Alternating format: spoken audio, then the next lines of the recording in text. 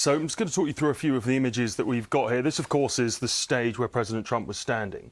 But we've been going through some of the footage and you can work out a bit of the geography of it and, more importantly, the distances between where the shooter seems to have been and the stage where President Trump was standing. Now, of course, this is the stage. It's crucial. You see these three buildings here. Those give you a sense of where he was. So he's about here. And you'll remember those in a second. That'll be important. Now we come to this. This is another image, another video. We've just taken two stills from it.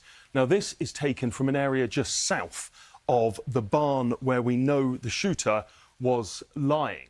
This building here, if you look at this, you can see it's all this detail you need to remember. Some trees in the foreground, and there are three trees here, and then you zoom in, of course, we've blurred it. That shows the body of the shooter. Afterwards, of course, we're not going to show that.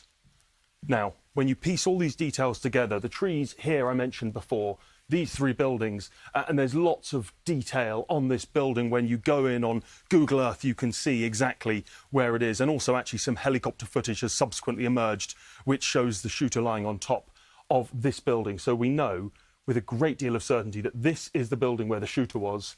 These are the buildings where Donald Trump was, and these was where the stages were. Now, when you put that into Google Maps, it's the wrong way around because that's the way it does it. But you can see here the distance.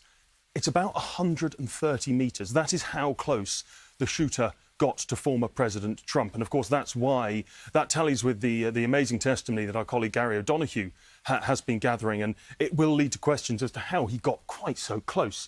Now, there's another interesting image here.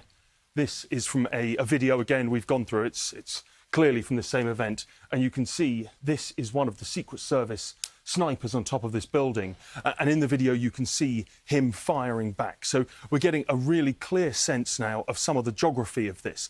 We have also found some footage which shows what appears to be a man in the crowd falling down as a shot rings out. Now, we're not going to show you those images, but I'm going to give you an idea, if I go back through here, of where he was. Now, we've gone through those images and it's pretty clear that he is here, which would tally, if you look at the directions here, that would tally with where the attempt to shoot President Trump, former President Trump, would have come in.